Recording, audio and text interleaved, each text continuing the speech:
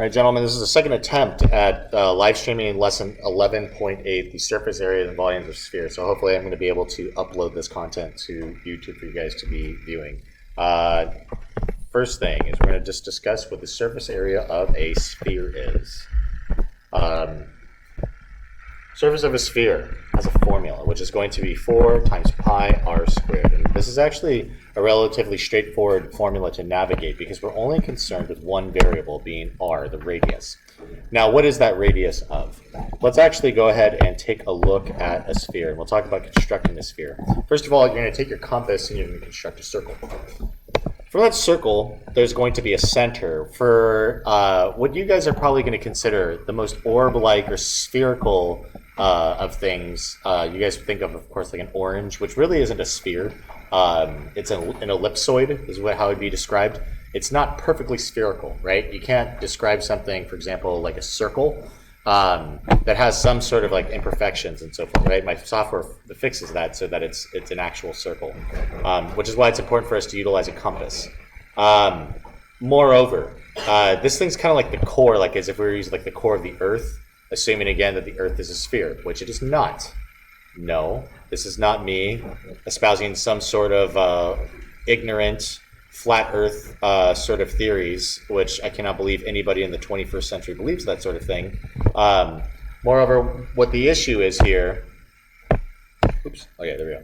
The issue is here is that, again, the Earth is not perfectly spherical. It is, again, an ellipsoid, kind of like how eggs are actually an ellipsoid. It's not like totally egg-shaped, but because of its poles, those poles actually slightly pull that thing, so it's not perfectly spherical, as it turns out. As we draw this guy, what we're going to do to draw spheres, I'm going to draw an ellipse, or as some of you guys colloquially will refer to as an oval, about a circle with the kind of the elongated portions, these foci happening horizontally on the left and right. And when I do that, the bottom portion, or the bottom half of that sphere, or the bottom half of the ellipse on the sphere is going to be a solid line, and the top half is going to be a dashed line to give some perspective, like we can have X-ray vision through the sphere. So from that core or center, like if you were to take like a rubber lacrosse ball, I've never cut one of those things in half. I don't know what the center is, but I assume they're just like all rubber. I don't know if there's several layers of rubber within them, but I think it's just like solid rubber. From that to the point on the actual thing itself, then we have on the sphere itself, then we get that radius, okay? And that's how we define this. Now, what looks kind of like the equator, this has a really silly name. I always laugh at it to myself to this day. This is what's referred to as the Great Circle. It's just like the dumbest name, just because it makes me think of the 1990s film, The Land Before Time. The dinosaur movie with the cartoon dinosaurs, and they talk about going to the Great Valley, and you'd think they'd come up with a better name than Great Circle, but that's literally what that the longest circle, which has the greatest diameter on a sphere, or greatest circumference on a sphere, has also would have the greatest diameter as well, goes through the center. Yeah, I don't know, it's weird. The hemisphere. Not semisphere, hemisphere. I don't know why they use linguistically the H over the S. I'll have to learn that. I'll look that up. But we have, if you think of semi is half, right? Or done 2 times. Like, for example, when you half a year, it's semi-annually. Like there's semi-annual sales. But like, for example, bonds have a semi-annual coupon. It's a payment that's paid out twice a year. And so we take this and we're going to take 1/2, effectively, of the sphere, right? Just 4 times pi r squared. Now that's it, except for the following.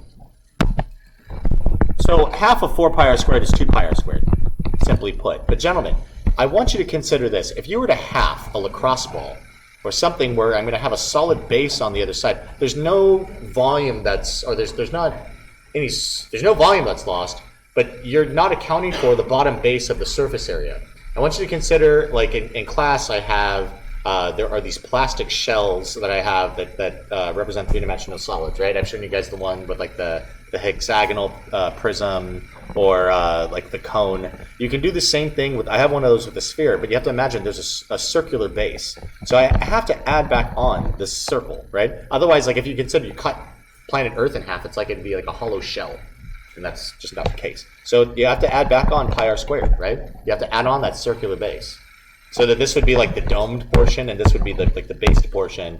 And of course, 2 pi r squared plus pi r squared would be 3 pi r squared. And it's really funny that even though I'm a math teacher, and after all this time, I've never memorized the formula for the surface area of a hemisphere. I always just do it this way, where for a sphere, I know it's 4 pi r squared, but then I know for a hemisphere, it's 2 pi r squared, and I always add back that circle, just even though you could just simply go 3 pi r squared. So, nonetheless, let's do some examples. Find the surface area of the sphere with a radius of 8.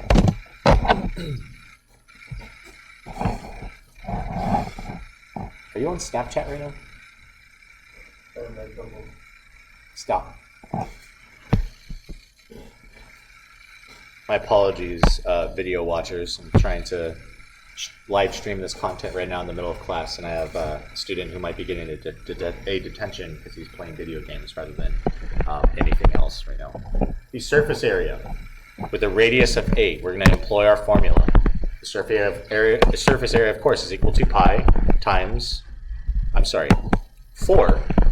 times pi times my radius squared. My radius in this case is 8. So 4 times pi, 8 squared is of course 64. And then now I need to just take 4 times 64, which is equal to 256 pi. And I don't have any units, so it's going to take this in what unit metric, but for area it's going to be units squared. If they were inches, it'd be inches squared, and so on and so forth, being like the radius had some sort of linear length. In comparison, we always do area square units. We're going to find the surface area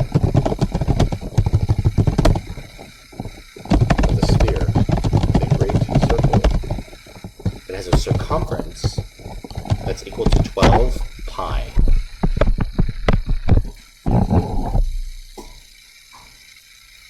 So remember, our surface area is equal to 4 pi r squared. All right. Well, our circumference, remember how you find circumference? It's pi times diameter, right? Well, if it's 12 pi, I could find, right, because there's only one variable we're ever concerned with here, and that's r. So I can find r if I can find d. This is the diameter, right? It's pi times diameter, so d is 12. Therefore, r is just half of that, which is 6. So I can now just punch that as my formula, 4 times pi times 6 squared, right? Or 4 times pi times 36, which would equal 144 pi units squared. All right. And on to the next thing. We talked about surface area, and now we need to discuss volume. The volume of a sphere. Real quick, just reminding you guys, for your final exam, and actually for your Chapter 11 exam, you're going to be given a formula sheet, right? It's now going to employ this. You're going to see a bunch of formulas for surface area, like you'll have see SA equals 4 pi r squared, or SA equals B plus 1/2 perimeter times L. I'm not going to qualify which ones they are, but I'll give you the formulas, right?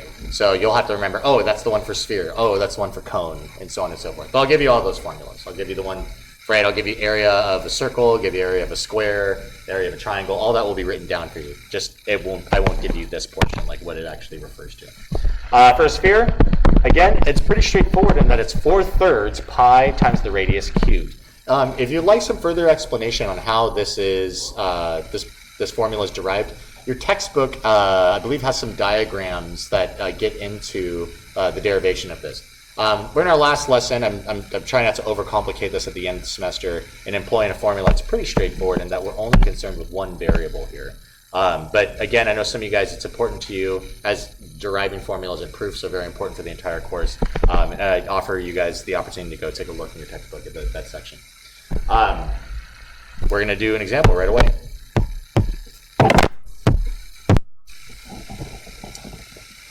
We're going to do finding the volume of a sphere with a great circle,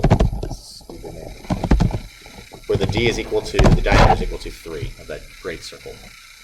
Okay, so remember, we only need the variable r. So if d is equal to 3, remember what's radius compared to diameter? It's half of it, right? So we're going to take 3 and we're just going to divide by 2. So that's your radius. Okay? So here we go. It's 4/3 times pi times 3/2 cubed. Or in other words, this is 4/3. This is again my volume. Is 4/3 times pi, and then 3/2 cubed, right? You have to remember what that is. It's 3/2 times 3/2 times 3/2, or 3 cubed over 2 cubed. 3 times 3 times 3 is 27, and then 2 to the third is 8. It's so funny how many students get tripped up and actually would write 6 right here, right? Because they're thinking, oh, it's 2 3 times. Well, it's 2 times itself 3 times, which 2 times 2 times 2 is 8, not 6. It's a common mistake. It's not a good one, but it's one that's not uncommon. So getting back to this guy, let's do some factoring. This guy's going to become 9. That's going to become a 2. And what are we left with over here, right? We have 9 divided by 2 times pi. And in this case, it's units cubed, cubic units for volume. All right. Last but not least, our final example for this section. Hopefully has recorded now for the second time today. That is the final of these videos for this course. The surface area of a sphere is 324 pi units squared. Let me make sure I write in the pi for you guys here. I just can't type it. It's just faster for me to write it in like that. We're going to find the volume of the sphere. Okay. So given a surface area, find volume. So I'm going to write down both of those formulas, and we're going to see the connecting factor between the two of them. The surface area is 4 times pi r squared, and the volume is equal to 4/3 times pi times the radius cubed. And again, you guys can see the connecting variable here is radius. So if you can engineer your way to get to r from one of these, right? Because surface area is given to us, then you can utilize that information and employ it in the other formula to find, whatever it is that you're looking for as a result of the other formula. So here, I'm going to go back over. I've got 324 is my surface area as I'm replacing things. 4 times pi, and I need to find what r squared is equal to. So I'm going to get r by itself. My first step there, I'm going to divide both sides by 4 pi. And some stuff's going to get factored out, right? Pi and pi gets factored out over here. And then we have 32 divided by 324 divided by 4, which is equal to 81, right? Because you probably put it into your calculator, I hope, right? Or you can write 4 and say 32 is 8 and 4 and 4 is 1. You take your square root, right? Because 81 is equal to r squared. So 9 is equal to r, that's your radius. And I'm going to take this thing and just plug it right in right here, okay? I have my volume is equal to 4/3 times pi times 9 cubed, okay? Now, some of us have memorized the cubes like I have up through, 10 cubed. 9 cubed is 729. So I've told you guys before, I've gotten nothing in my life. This is the thing, how I learned these things. When I was in middle school, I learned up to the 20s times tables, and I've shared this with you guys before, in class, and it's not really that impressive. It was given to me, not really as a punishment, but as something that a teacher assigned me so I wouldn't bother him anymore. I know how to recite, like, 50 digits to the right of pi, because I had a high school math teacher, and like you guys, I was often bored in class, and I would just stare at the walls. And though what was great about the walls of that classroom is it had this border around the room that was actually the digits to the right of pi. It was great.